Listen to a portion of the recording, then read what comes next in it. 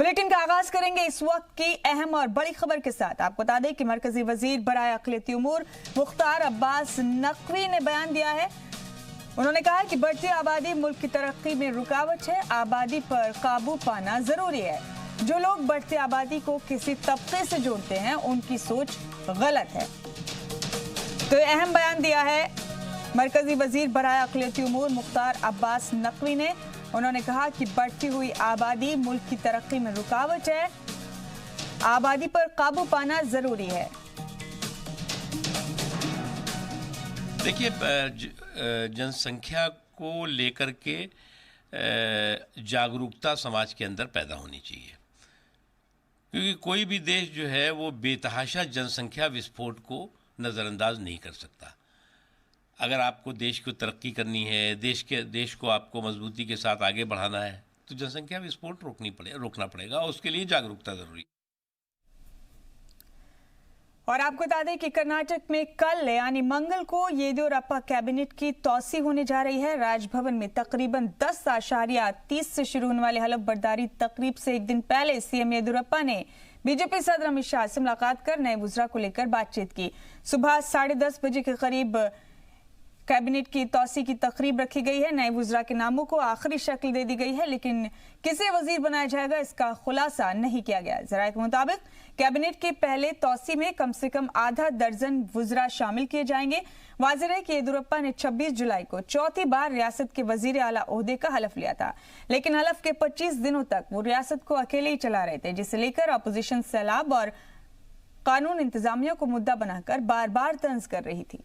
और इस बीच आपको यह भी बता दें कि कर्नाटक में हुए फोन टैपिंग मामले की जांच रियासती हुकूमत ने सीबीआई से कराने का फैसला किया है। हालांकि साबिक सीएम सिद्धारमैया का कहना है कि हुकूमत को चाहिए कि वो ऑपरेशन कमला की भी जांच सीबीआई को सौंपे, ताकि कुमारस्वामी हुकूमत के गिरने की भी वजह सामने आए।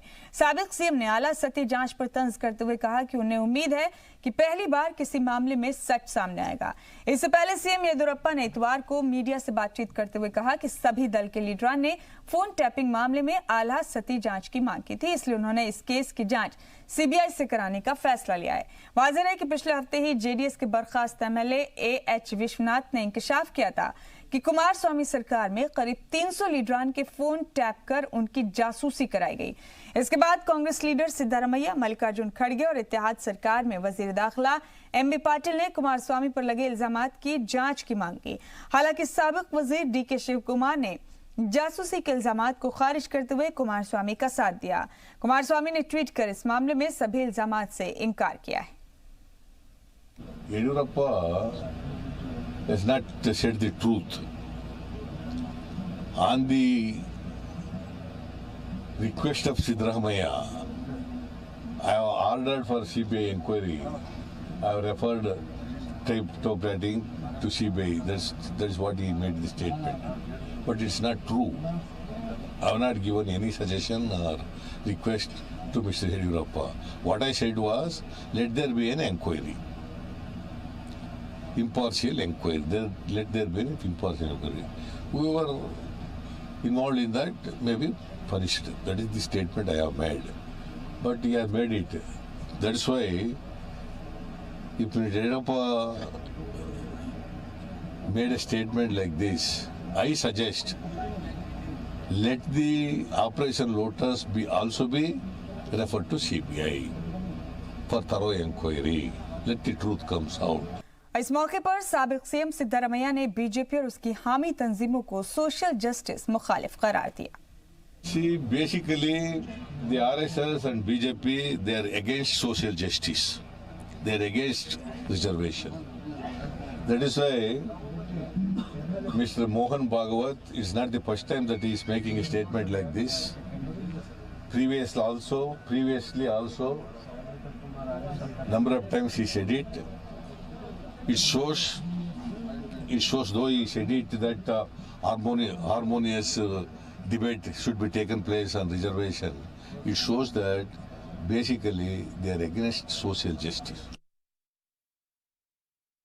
तो कर्नाटक में फिर से सियासी हलचलें तेज हैं। आपको बता दें कि साबिक सीएम एचडी कुमारस्वामी पर करीब 300 मिनिस्टर्स और सियासतदानों के फोन टैप करने का इल्जाम लगा है और इसे लेकर अब येदियुरप्पा ने जांच की बात कही है। उन्होंने कहा कि सीबीआई जांच कराई जाएगी इस पूरे मामले की। आपको बता दें कि अब इस पूरे मामले के सामने आने के बाद साबिक सीएम सिद्धरामैया ने बीजेपी को सोशल जस्टिस के खिलाफ पार्टी बता दिया। और इस अहम खबर पर हमारे साथ कर्नाटक से हमारे नुमाइंदे जयपाल शर्मा मौजूद हैं, उन्हीं का रुख करेंगे यहाँ पर।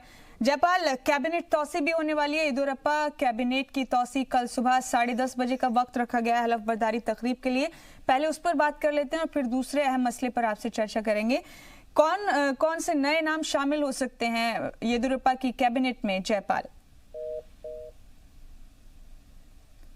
वापस कोशिश करेंगे अपने नुमाइंदे जयपाल शर्मा के साथ राब्ते में आने की। फिलहाल आपको ये दो अहम खबरें कर्नाटक रियासत से हम आपको बता रहे हैं। एक तो कैबिनेट की तौसी होनी है, येदियुरप्पा कैबिनेट की तौसी मंगल को की जाएगी। सुबह 10:30 बजे का वक्त रखा गया है हलफ बर्दारी तकरीब का। कौन कौन से नए नाम शामिल हो सकते हैं, कौन कौन से महकमे दिए जा सकते हैं, तमाम चीजें साफ हो जाएंगी। एक तो ये बड़ी खबर है और दूसरी ये कि एचडी कुमारस्वामी साबिक वजीर आला कर्नाटक पर ये इल्जामात लगे हैं कि उन्होंने अपने दौरे इक्तिदार में करीब 300 लोगों के फोन टैप करवाए। इसके लिए अब येदियुरप्पा हुकूमत ने सीबीआई जांच की बात कही है।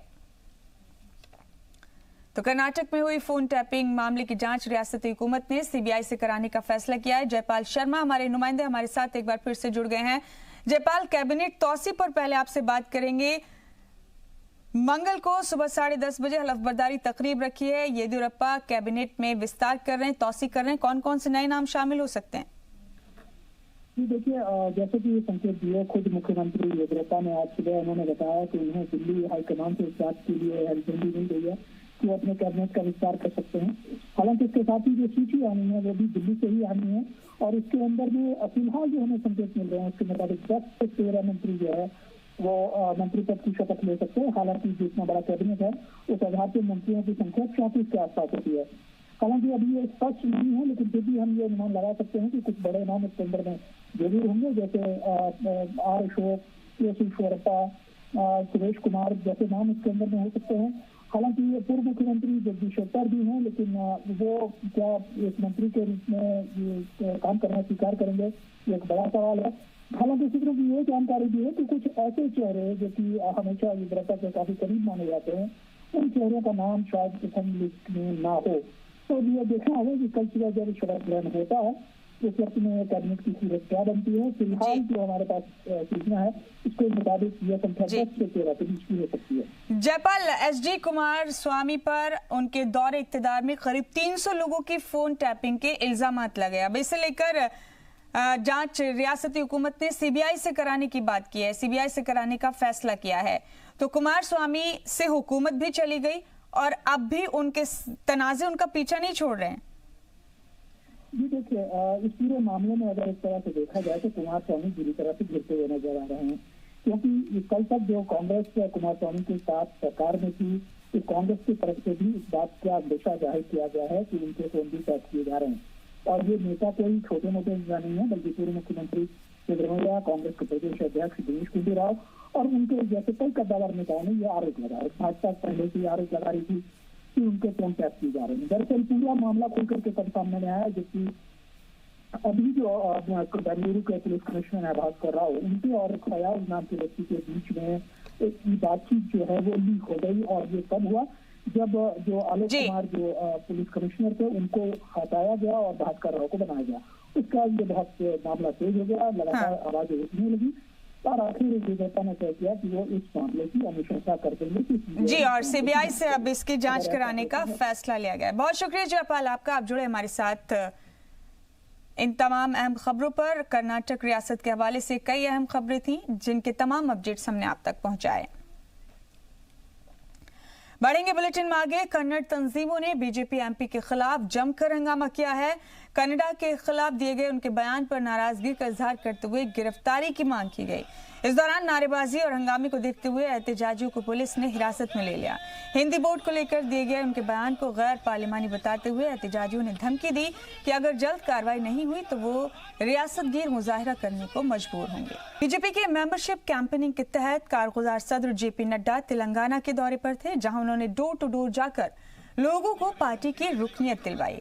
इस दौरान टीडीपी और दीगर जमात के 1 दर्जन से ज्यादा लीडरान बीजेपी में शामिल हुए। इसमें कई साबिक वजीर और साबिक एमएलए भी हैं।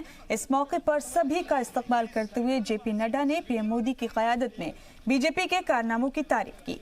वाज़ेह है कि इस वक्त बीजेपी मुल्की पैमाने पर मेंबरशिप कैंपेनिंग चला रही है, जिसके तहत बड़ी तादाद में अपोजिशन लीडरान पार्टी की रुकनियत हासिल कर रहे हैं।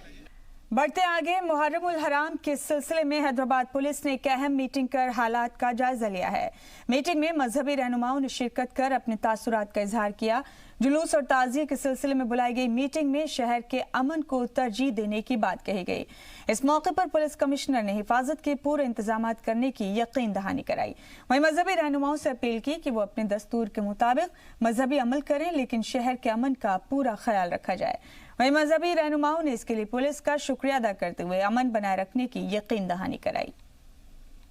जानिब कमिश्नर ऑफ पुलिस हैदराबाद की जानिब से मुहर्रम उल हराम के सिलसिले में एक मीटिंग तलब की गई है।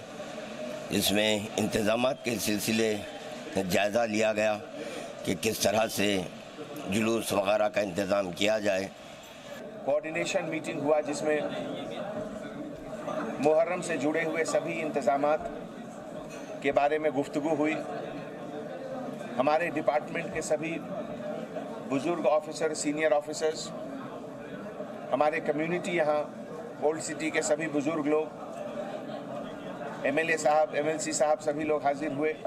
एक रेजोल्यूशन एक ऐसा किया कि आने वाले समय में सब लोग मिलकर एक अच्छा गंगा जमुना तहजीब का एक नमूना फिर से पेश करेंगे, जिसमें कि अमन चैन के साथ